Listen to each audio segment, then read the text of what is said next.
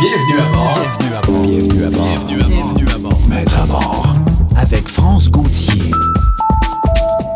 Bonjour tout le monde, bienvenue à Maître à bord. Cette semaine, je retourne à mes premières amours en fait avec Maître à bord, qui est une émission pour parler de conscience, d'élévation de conscience élargie. Bien sûr que ça peut traiter, il y a plusieurs sujets qui peuvent être traités quand on parle de conscience, mais pour les prochaines émissions, je vais avoir des gens qui ont vécu toutes sortes de formes d'éveil. Et c'est le cas de mon invité ce midi qui a vécu un éveil spectaculaire lors d'une expérience de mort imminente. Et cette mort imminente-là, comme c'est souvent le cas, bien, c'est un point de bascule et ça fait en sorte qu'on va avoir un autre regard sur la vie. C'est un Français, c'est un écrivain. Il a été inspiré d'écrire une trilogie. Je l'amène à l'écran et je vous le présente parce que son premier bouquin vient de sortir et vous pouvez le trouver sur le lien que j'ai mis juste au-dessus de la vidéo. Hein, ça s'appelle Changement de fréquence et le premier tome, c'est Les conflits de l'invisible. Alors, il écrit sous la plume de Mathurin Franklin, mais on va l'appeler Franck pour ce midi. Bonjour Franck. Bonjour France, merci de me recevoir. Parce que Franck, c'est ton vrai nom, finalement, c'est ton vrai prénom. Oups, ça vient de geler. D'où Franklin. OK, alors là, l'image a gelé, peut-être que tu vas revenir. Donc, Franck, c'est pour Franklin. Oui, Franklin, c'était le nom que tu as choisi de plume, mais c'est ton vrai prénom. Et Franck, tu as vécu quelque chose qui est un peu relaté. En fait, le conflit de l'invisible et les changements de fréquence, c'est un peu ton histoire, mais romancée, amenée dans une autre. Amenée dans le fond, dans le couloir de l'imaginaire, mais avec beaucoup d'inspiration de ce que tu as vécu. Et ça a commencé par, on parlera du roman après, parce que ça a commencé pour toi par une expérience de mort imminente en 2017. J'aimerais ça que tu nous racontes ce qui s'est passé pour toi. Oui, effectivement, en 2017, j'ai eu un problème de santé, j'étais hospitalisé et j'ai failli partir de l'autre côté. Et pendant un moment, je me sentais partir, je sentais que le moment était arrivé, j'étais serein malgré tout. Et alors, est-ce un rêve ou une émis? Je ne sais pas comment l'expliquer, mais moi, ce que j'ai ressenti, ce que j'ai vu et la manière dont je l'ai exprimé, c'est comme ça que je l'ai vécu. J'ai rencontré mon guide. Et on peut l'appeler ange, guide, etc. Et je lui dis, mais le moment est arrivé. Il m'a dit, si tu le souhaites, oui. Et je lui dis, mais quelle est la conséquence, hein? Si je pars maintenant, j'ai vu mon épouse pleurer, mes enfants, je me suis dit, mais est-ce que je peux leur faire ça? Et à partir de ce moment-là, il m'a laissé comprendre que j'avais le choix. Et je lui dis, mais qu'est-ce qui se passe si je reste ou ça va durer encore combien de temps? Il m'a dit, oh, une trentaine d'années, c'est un claquement de doigts dans l'éternité. Alors je le dis avec mes mots, mais c'est comme un, oui, c'est comme un rêve. Tu sais, qu'en France, quand on se réveille des fois le matin, on se dit, ah, c'est extraordinaire, j'ai vécu un rêve. On a vraiment l'impression de l'avoir vécu, mais est-ce la réalité ou pas? Ça, c'est une autre histoire. Et c'est exactement ce qui s'est passé. C'est pour ça qu'au début du livre, j'explique, un ange m'a soufflé. Mm-hmm. Et on part de là, d'ailleurs, dans le bouquin, on part de cette expérience-là qui est relatée sous la forme d'un roman. Donc, on est avec cet homme d'à peu près 55 ans ou 50 ans qui est sur son lit d'hôpital, qui se réveille et qui a en mémoire qu'est-ce qui s'est passé. Puis après ça, on retourne dans son enfance. Mais avant d'arriver à l'enfance, on s'en va dans l'entre-deux-vies où se passe un paquet de trucs avec la famille spirituelle, avec les guides, avec ce que tu appelles des anges ou des guides, peu importe. Et là, j'aimerais ça que tu me dises, dis-moi ce que tu as vécu, puis après ça, on parlera du roman pour aller vers justement ce changement de fréquence-là, puis les conflits de l'invisible, parce que le personnage dans ton roman, Douglas, vit dans le fond un peu ce que tu as vécu, mais à travers donc le récit là, du roman. Tout à fait. Alors, mon histoire, en fait, je me suis vraiment ouvert à la spiritualité dans les années 2000. Hein. Comme tu as pu le voir, j'ai un chemin dans le druidisme. Hein. Donc, le druidisme, c'est être en relation avec la nature, avec les esprits. Entre autres, la fête la plus importante du druidisme, c'est aux alentours du 1er novembre. Ça s'appelle la Samin. Samin, et où le druide se met en relation avec ce qu'on appelle les trépassés, ceux qui ont passé de l'autre côté.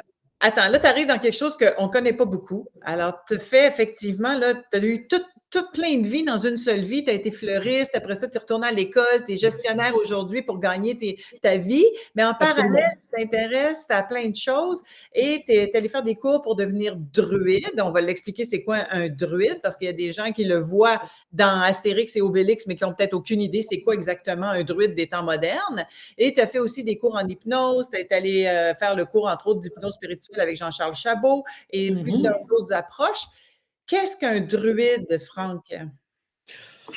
Alors, un druide, je vais faire un très gros raccourci. On pourrait dire que c'est le chaman européen OK.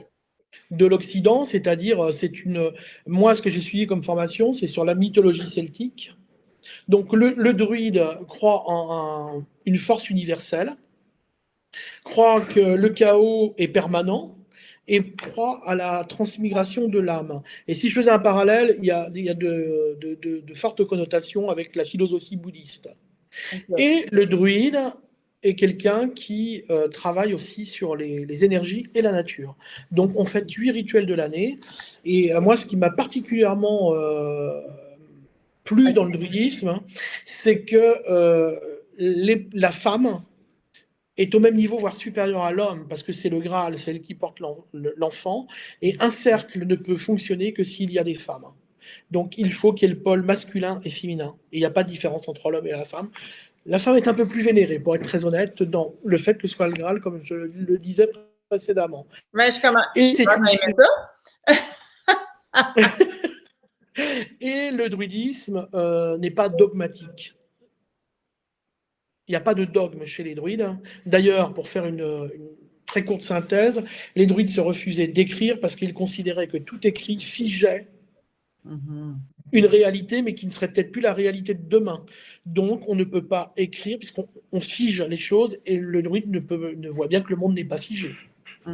Donc, c'est un chemin spirituel. Dans les rituels, juste pour qu'on comprenne, dans les rituels, vous faites des rituels. Le chaman, il est aussi en lien avec le grand esprit. C'est un guérisseur. Est-ce que tu fais des rituels de guérison? Qu'est-ce que tu fais exactement avec tes notions de Dieu? Non, alors, chaque druide peut avoir sa spécificité. Il y a des druides qui vont écrire, qu'on appelle d'autres qui vont soigner, d'autres qui, etc. Donc, les rituels que nous faisons, oui, on a des rituels pour, soulager certains maux, mais encore une fois, c'est très, très simple. Nous avons des rituels pour la nature, des rituels pour accueillir un enfant dans le clan, un rituel de passage à 7 ans, un rituel de passage à 14 ans, un rituel de passage à 21 ans si la personne compte le faire. Il y a des cérémonies pour aider l'âme à passer de l'autre côté quand la personne décède, et puis nous honorons les trépassés, nous mettons d'esprit à la Samin, donc au moment du 1er novembre. Ouais. Qui est l'équivalent de l'Halloween finalement, ou la Toussaint, ou en tout cas c'est la fête qui célèbre le mois des morts. Absolument, mais absolument, on est à peu près dans ces eaux-là. Et en fait, le rituel druidique se passe en fonction de la lunaison. On travaille au plus près de la lune montante, donc ça peut être cette année pour moi c'est le 16 novembre. On sera au plus près de la lune à l'endroit où je me trouve, et puis il y en a d'autres, ça va être un petit peu avant. Et en fonction des années, on est entre le 20 octobre et le 15 novembre à peu près. OK.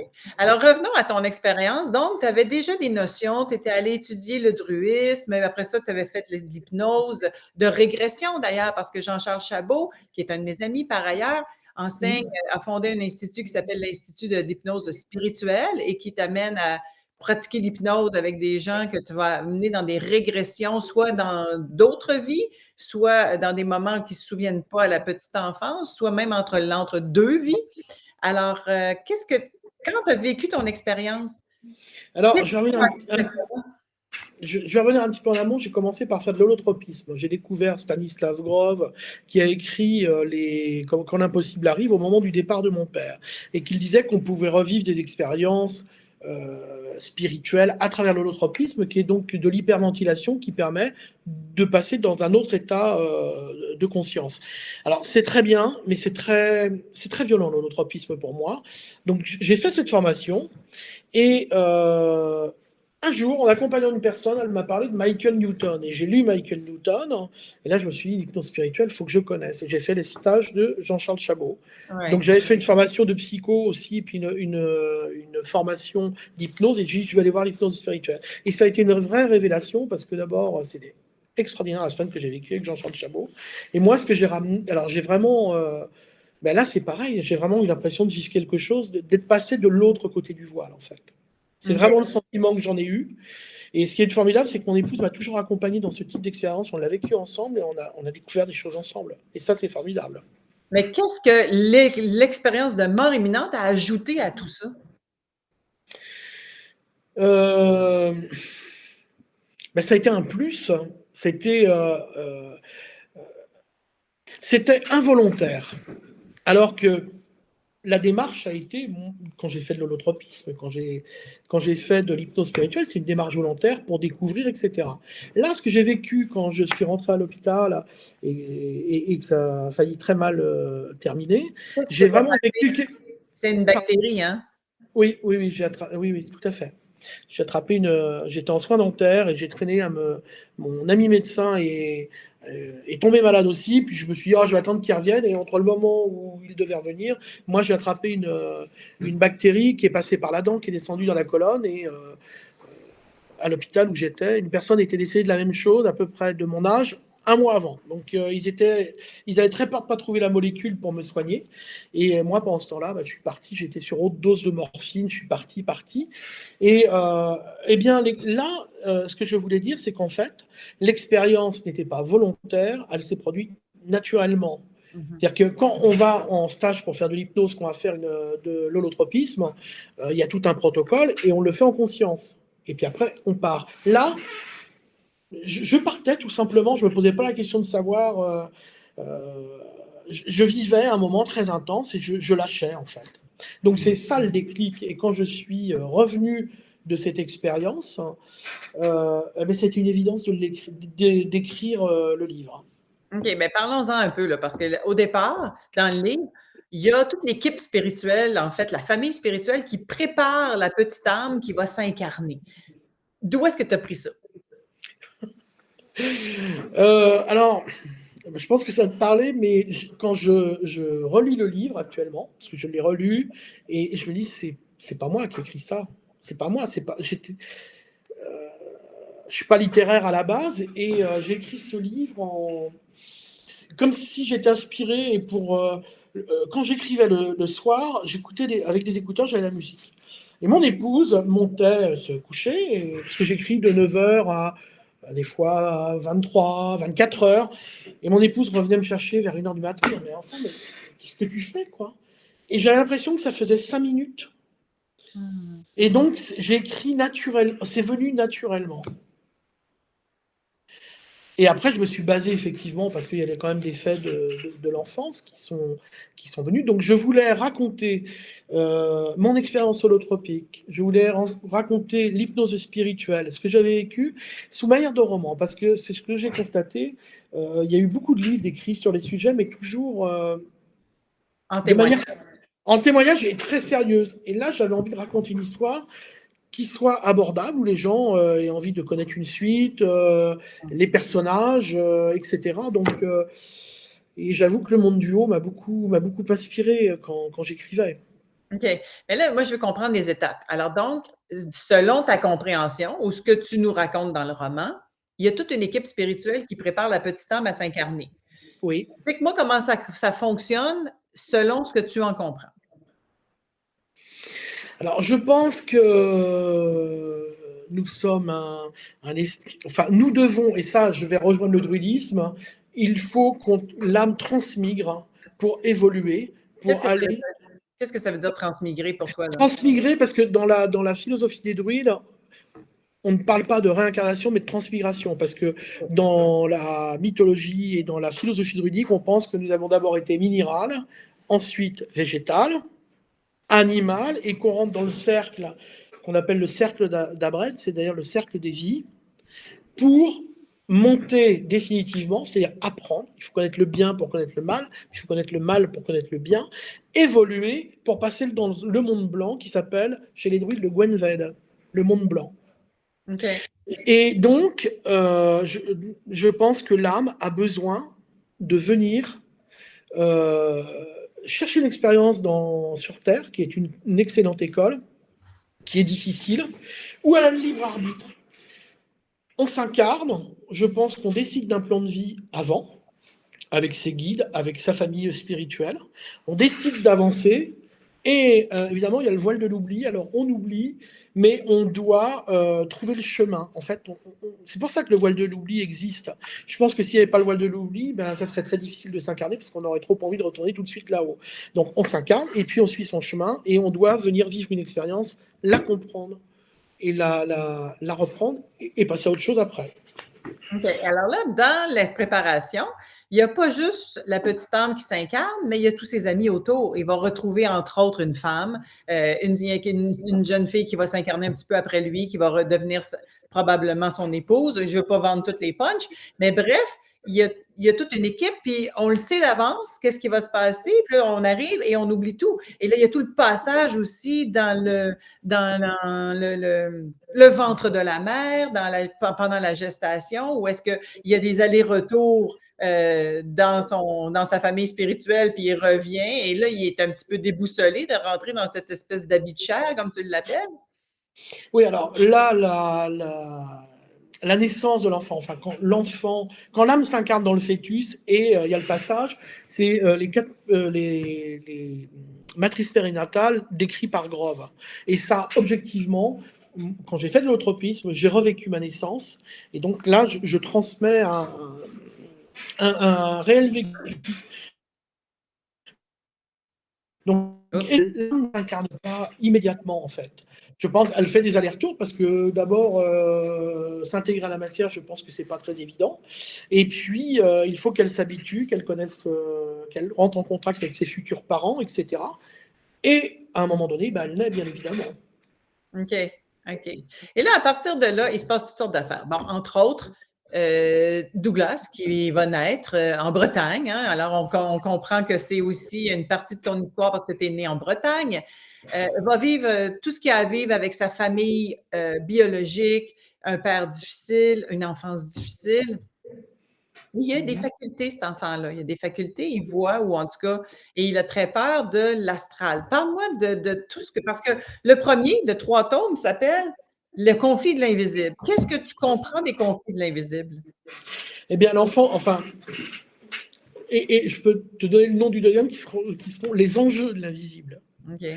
Les conflits, parce que l'enfant ne comprend pas pourquoi il est là, pourquoi il est incarné, pourquoi sa maman est très, versatile. En fait, elle est dans l'histoire, elle est bipolaire. Hein, donc, pourquoi il vit ces instants, pourquoi son père ne le regarde pas. Ça, c'est une véritable douleur. Et donc, à la fois, il ressent qu'il se passe quelque chose là-haut et qu'il est, branché, mais il ne peut pas l'exprimer, puisque de toute façon, les enfants ne croient pas quand ils racontent. Bien souvent, les enfants, ils disent « Ah, tiens, j'ai un copain un ange, etc. » On dit « Non, mais tu racontes des histoires. » Non, je ne crois pas que ce soit des histoires, c'est vraiment quelque chose de réel pour moi. Ouais, et donc, le conflit, c'est-à-dire qu'à un moment donné, dans le livre, on voit que l'enfant, qu'est-ce qui est le plus facile ? De basculer dans le noir et de prendre possession le côté carné, d'être violent, de se faire respecter en ayant des codes qui sont pas très chouettes, ou alors de se raccrocher à la lumière. Donc c'est ça le conflit de l'invisible. Et dans la deuxième partie du livre, on le voit aussi, tout ce qui est... Alors, chez les druides, la philosophie est de dire tout ce qui est tout ce qui est en haut est en bas, et tout ce qui est en bas est en haut. Donc, ma vision de l'après-vie, je pense qu'il y a plusieurs strates, hein, et les strates, c'est le bas astral, le moyen astral et le haut astral. Et moi, je pense qu'une âme qui part en mauvaise disposition, qui quitte la Terre, elle ne peut pas monter tout de suite dans la lumière, ça serait extrêmement trop violent. Alors, je ne dis pas qu'il y a de mauvaises et de bonnes âmes, parce que toutes les âmes, pour moi, sont bonnes, mais ont un chemin à poursuivre. Et donc, en fonction de l'avancement où elles sont dans le bas, dans le moyen ou dans le haut astral, et elles doivent monter, évoluer à ce niveau-là.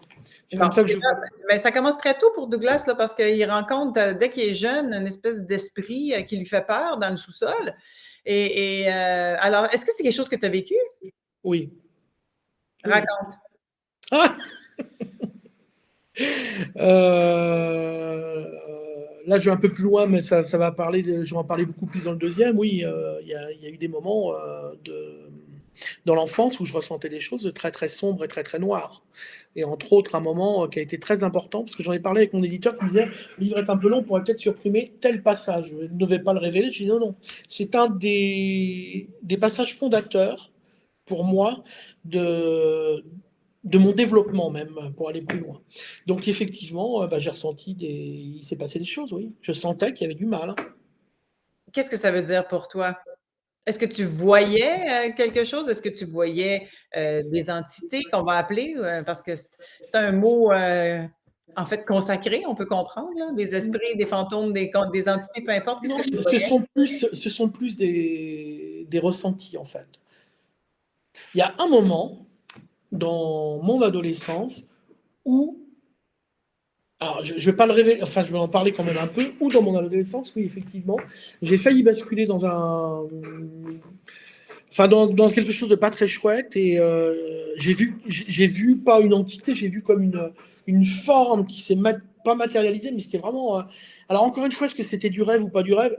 Et c'était pas sous stupéfiant. Hein. C'était Ouais. dans un rêve, je me suis réveillé la nuit, j'ai vu ça et je me suis dit, waouh, si tu vas trop loin, si tu déconnes, c'est pas bien du tout, il va se passer quelque chose de mal. Et ça m'a fait très peur. OK. Alors là, ça, c'est ce qu'on appelle le bas astral. Donc, tu as été en contact avec ça et toute la progression, c'est de monter en fréquence pour aller vers le moyen puis le haut astral. Si je comprends bien ta réflexion là-dessus, là. Oui, tout à fait. Mais je pense, aujourd'hui, je me pose beaucoup de questions sur ce que l'on peut voir partout dans le monde, les violences, une certaine forme de gens totalitaires qui veulent avoir du pouvoir sur l'autre, etc. Et je pense que alors, ma vision des choses est de me dire qu'il y a peut-être un combat entre le bas et le haut, pour le coup, pour prendre plus ou moins de pouvoir. Eh bien, ça fonctionne bien présentement. On dirait bien, oui. Ça fonctionne Et bien sur la planète. Il y a quelqu'un qui posait la question, il l'a dit au début, peut-être vous êtes arrivé après, mais Christina veut savoir qu'est-ce qui t'a. Attends une minute. Et ils t'ont dit quoi quand tu as traversé de l'autre côté? Alors, il l'a dit tout à l'heure. Bref, ils lui ont dit qu'il pouvait rester ou revenir. Hein, puis c'est ton épouse et tes enfants qui ont fait que tu as voulu revenir. oui, c'est la vision de la douleur de mon épouse, effectivement, et de mes enfants. Je me suis dit, ben non, il est trop tôt, même si j'avais envie de partir, et je pressentais qu'il ne fallait pas que je m'arrête là. OK. Et une fois que tu as Et été puis, revenu, là, revenir dans ce corps-là, qui est un habit de chair beaucoup trop petit pour la grandeur de l'être que nous sommes, ça a été comment revenir dans ton corps? pas facile. Hein. Bah, pas... Enfin, quand je dis pas facile, après, je serais tenté de dire que la vie, la matière reprend le dessus, et puis que cette décision, je l'avais prise. Hein. Quand je suis revenu, je me suis, comment dire, je me suis pas posé la question de me dire est-ce que tu as regretté ou pas. J'étais là, tout simplement.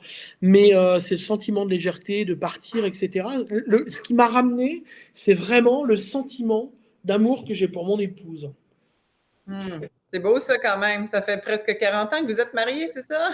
Ça fait 37 ans, nous sommes mariés à 20 ans et on s'est rencontrés et ça a été très rapide après. Ça fait 37 ans, on a eu 2 enfants ensemble, deux très beaux garçons qui sont adorables, qui sont super. Et c'est vraiment la plus belle rencontre de ma vie, bien évidemment. Et c'est un peu cette rencontre-là qui se prépare dans l'astral avant l'incarnation. Alors, explique-moi ce que tu comprends du plan qu'on va se faire, du plan de match qu'on va se faire dans l'astral avant d'arriver sur la Terre.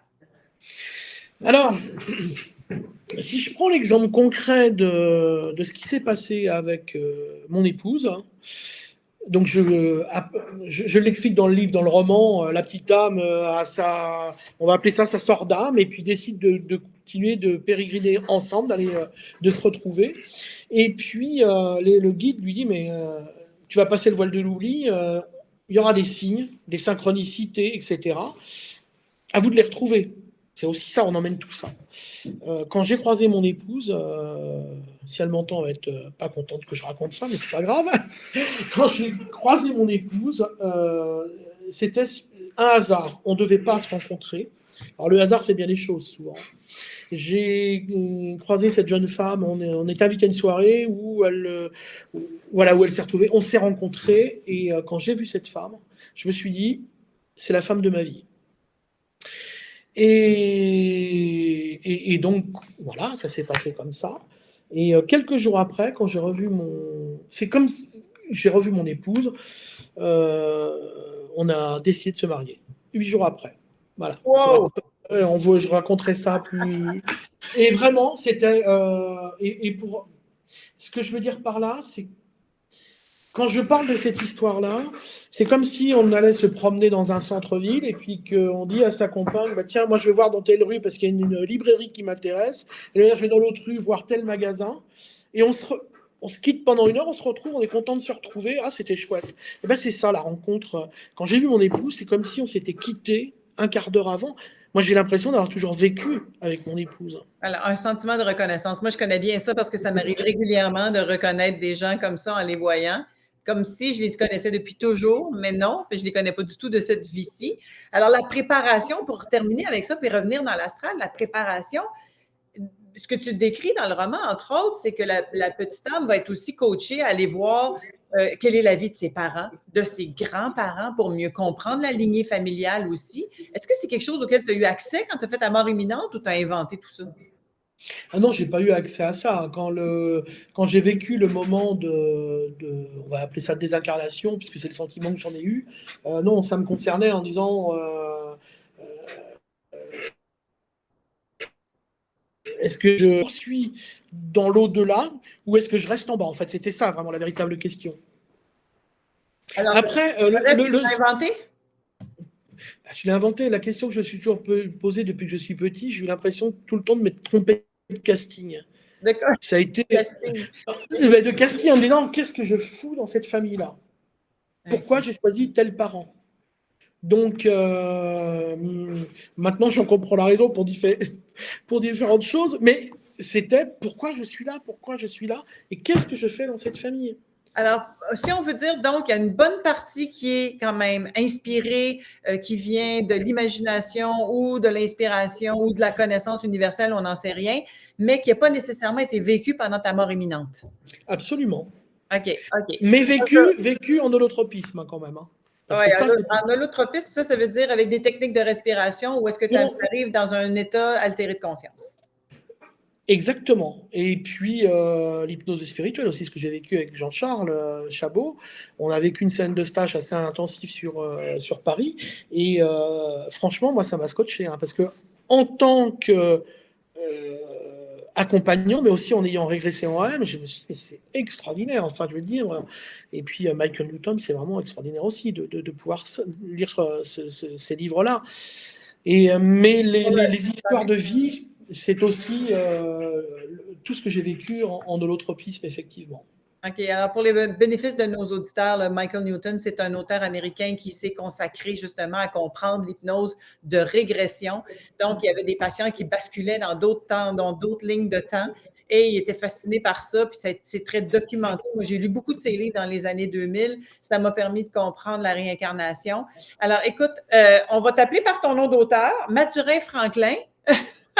Merci infiniment. C'est le premier d'une série de 3 tomes. Il est disponible et l'éditeur français l'expédie au Québec aussi si vous êtes intéressé par cette histoire fascinante de comment Douglas va choisir sa famille d'incarnation, va vivre tous les drames qui viennent avec et comment il va évoluer là-dedans, rencontrer son épouse et on aura la suite dans les 2 autres si je comprends bien. Absolument. Ben alors, Mathurin Franklin, merci infiniment et au plaisir de te relire dans les 2 prochains tomes. France, merci 1000 fois de cette invitation. Je suis d'autant plus touché que j'aime beaucoup le Québec pour y être passé et avoir passé des congés. Et vraiment, ça me touche énormément d'être non seulement passé dans ton émission et aussi d'être en contact avec le public du Québec. Merci 1000 fois et sincèrement du fond du cœur. Ben écoute, je vais juste terminer avec un message d'un de tes frères druides, Jean-Luc, qui dit merci, cher druide. Alors, je pense que, et tiens, je vais juste aller voir la suite. Jean-Luc, qui dit beaucoup de choses qui résonnent en moi et mon habit de chair. Alors, c'est passionnant, c'est fascinant. Puis je vous invite à découvrir parce que à travers l'histoire avec laquelle on peut tous s'identifier finalement parce qu'on a tous nos drames d'enfance, tu en as peut-être vécu un petit peu plus que d'autres, mais quand même, ça nous permet de comprendre les choix de l'âme, de venir compléter un thème, de venir explorer un thème et d'aller plus loin. Et en conscience, ça change tout le portrait. Merci infiniment, Franck. Merci, France. Merci 1000 fois. Et à tout le monde, je vous salue, puis on se revoit la semaine prochaine pour un autre Maître à bord. Ciao, bye. Merci.